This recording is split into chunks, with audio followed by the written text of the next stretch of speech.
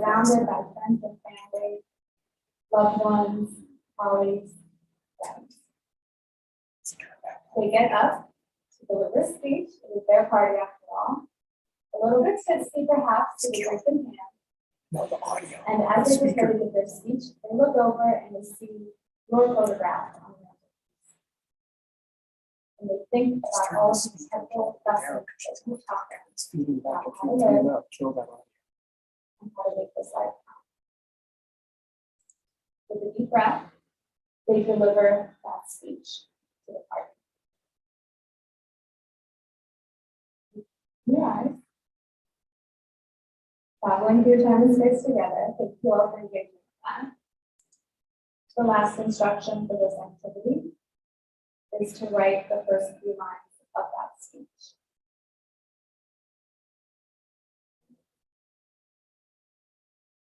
I'll read it.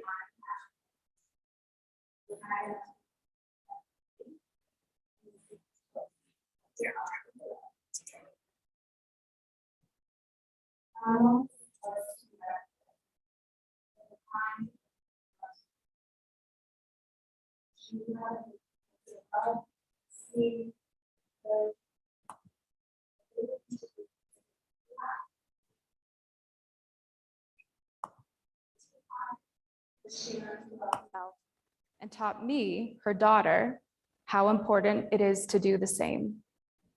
She cared about the world and people around her, and she did things to let people know she cared. She knew how to make ordinary moments special because she learned that the ordinary moments are what make up most of our lives, and those ordinary moments should be cherished. She did things with intention. Life didn't just happen to her. So here we have Ashford and her beautiful baby daughter, Willa. And again, I invite all of you participating here today and via the live stream or on Zoom to write the first few lines of that toast that your future family member would give about you. Go ahead and share those first few lines using the hashtag Denver Startup Week, DEN Startup Week. All right, and those of you who are participating on Zoom, feel free to drop those first few lines in the chat and we will share them out later on. So moving forward, the Futures Fellowship with MindSpark Learning is in existence because it is to help educators evolve education so they can prepare their students to solve some of society's most intractable problems now and into the future. We position educators as experts because they are closest to the work with our students. We know that nobody knows what the future holds. Nobody can predict it with 100% certainty, but we can all imagine. Futures, as a fellowship, was a sandbox, essentially, to use a word from tech, where educators got to kind of design, iterate, and test, prototype new systems and structures to make our classrooms more agile and more innovative. We had 6 school teams, 5 in Colorado, 1 in Louisiana. And you can see on this map, the teams in Colorado here, they represented schools in suburban, urban, and rural districts. So they are all across the state. Some of the portfolio topics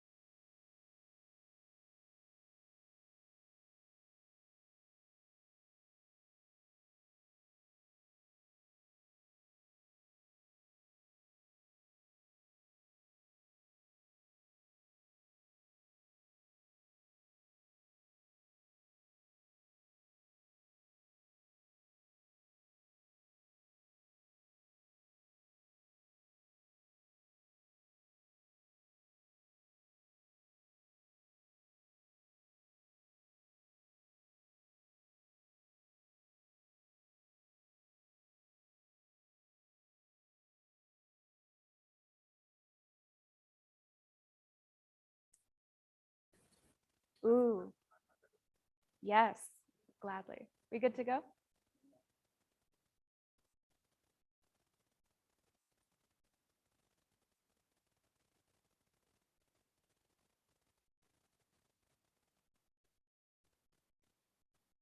Back on?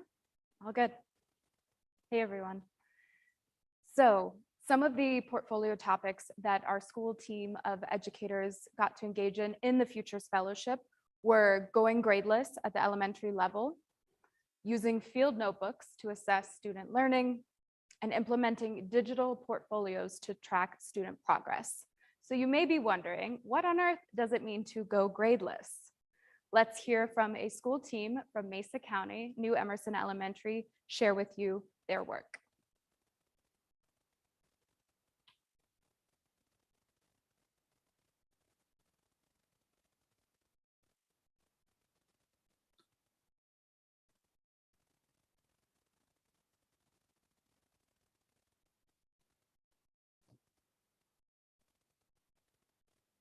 We should see the video, but we will link it after so you all can view.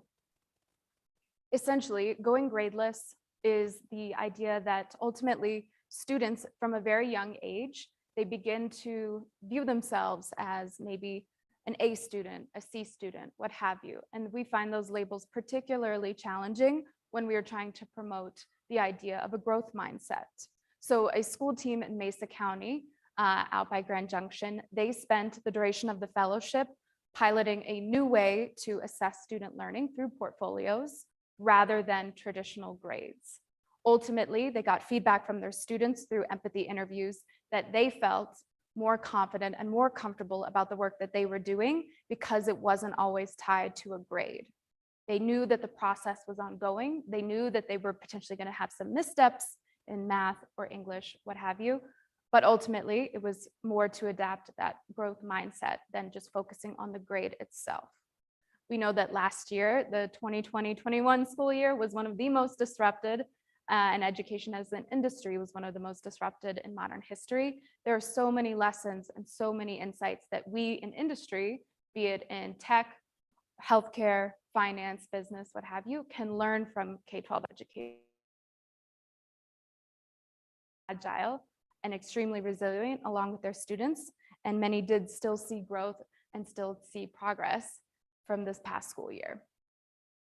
So the program itself, here is some of the data around it and its success. We served over 1,000 students at the course of the last school year, saved over $100,000 for schools that we partnered with. We had 14 unique partnerships and served over 50% of high needs schools or Title I schools. Educators shared that I have grown to be more of a leader, someone who is looking for school-wide initiatives and ideas instead of staying in my own little corner of the school. Another educator in the program shared, the whole process has been a journey for me. I knew I had an idea at the beginning, but actually going through and making pivots along the way has been amazing. I've loved learning and growing with my team. So, circling back to this question, how can we be good ancestors? Consider the speech that your future family member would give about you and the lessons that you imparted to them about how to live a good life. I would follow up with the second question, how can we be good ancestors as we design the future? This is the designer track after all. And I want us to imagine it's the year 2005. Think about if the architects of today's social networks had peered into the future, 5, 10, 20 years into the future, and considered some of the unintended consequences of their platforms, products, and services. What a different product could have been built, and what a different world we might be living in. Again, the pandemic is a portal, and we can use intergenerational thinking to help us peer into the future to design our platforms, our products, and services with our generation, but also future generations in mind. So, as we consider new ways to work, play, and live, Let's design all aspects of our platforms, products, and services with those future generations in mind. As leaders of startups, as founders, as funders, your organizations are shaping the future, and you are creating solutions to many of our society's most intractable problems. Our students in classrooms today will be tasked with solving those problems. I challenge each and every one of you to act with the long term in mind and invite you to think intergenerationally. Educators are doing this work every single day with our students, and I ask that all of you do the same. I would like to take a moment to dedicate this session to the amazing, fearless, and phenomenal educators in the Futures Fellowship and beyond, who have shown incredible courage, incredible compassion, and dedication to our students and our communities here in Colorado, the United States, and around the world. Thank you.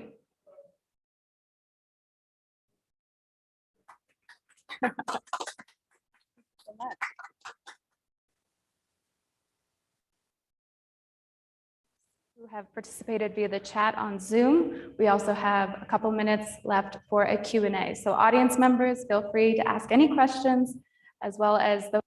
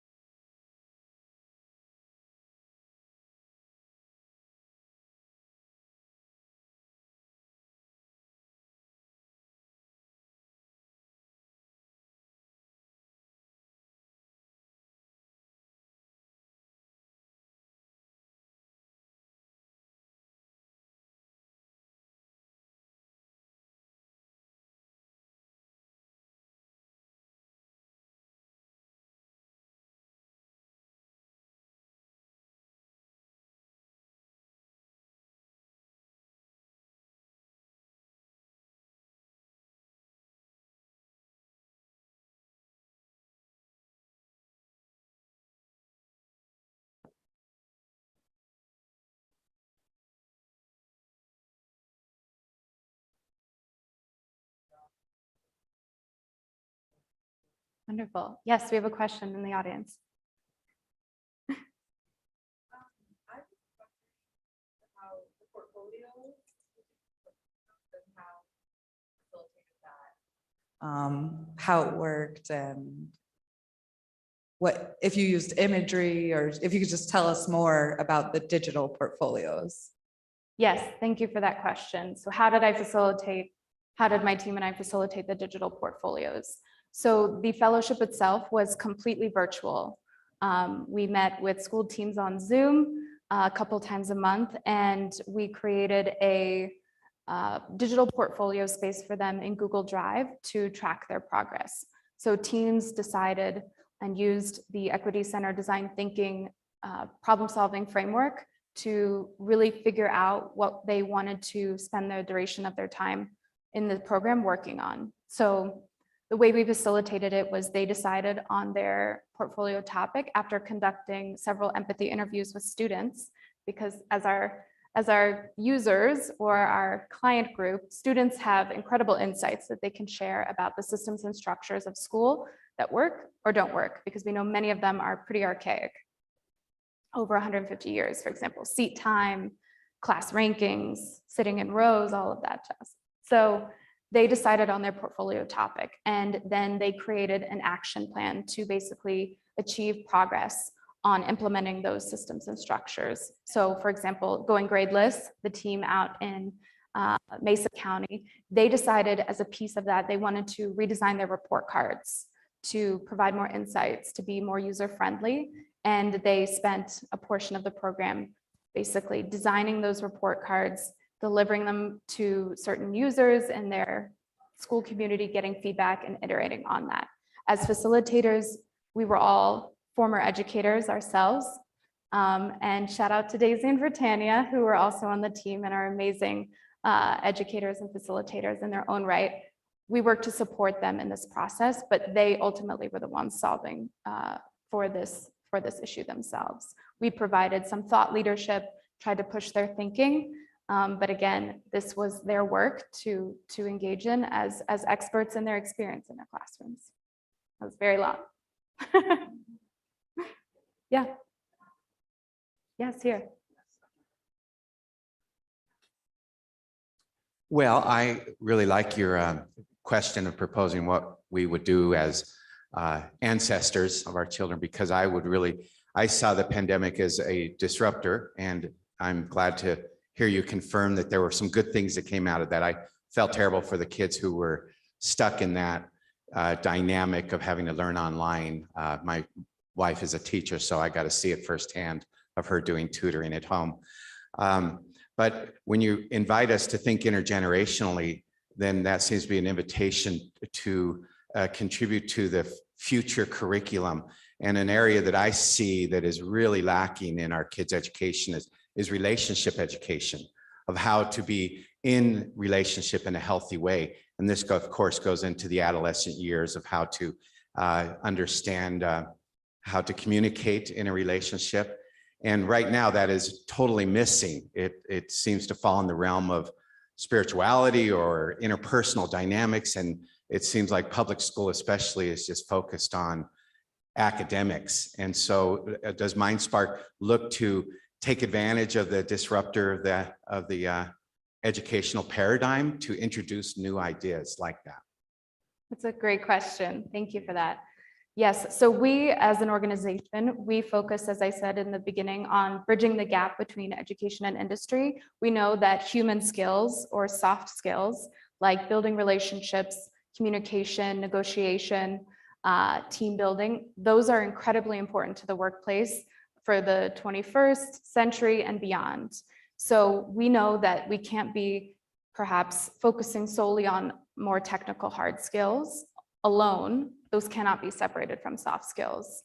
We work with educators and industry partners and nonprofit partners to support our clients with providing their clients or students with experiences that not only are extremely engaging and rigorous, prepare them for the future, be it in product management or user experience, perhaps in a program we have called STEM Path, or we support them in ways in which they can ultimately provide their students with the frameworks, the skills, tools, and strategies to see themselves as change makers and problem solvers.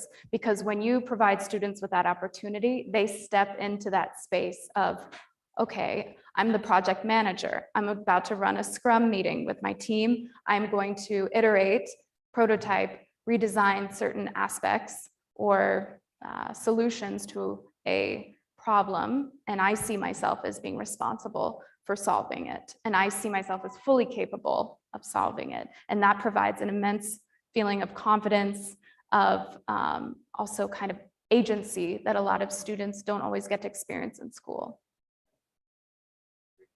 Thank you. Thank you for the question. Can you hear me? This is coming in. If the report card didn't have grades, what info did it have?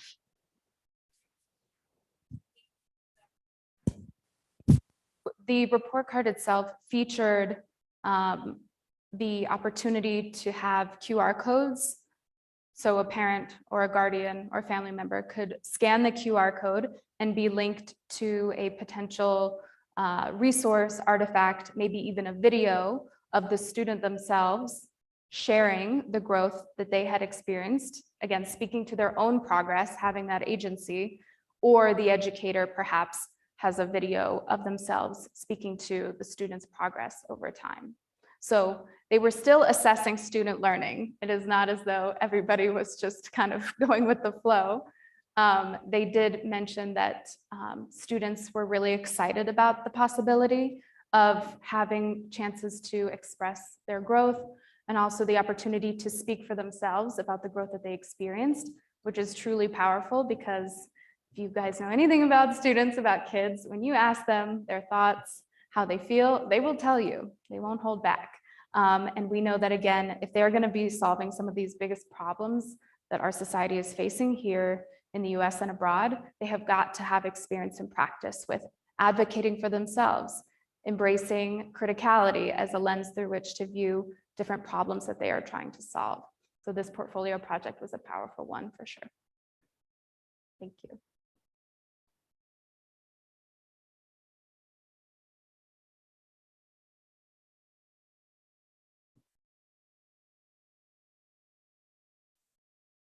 Any other questions? Wonderful. Thank you all so much for being an incredible audience. Thank you to all of you online who participated. If you haven't yet, add those first few lines to that toast that you were invited to share earlier. We would love to review those. And thank you, everyone. Have a wonderful Denver Startup Week. Appreciate it. Take care.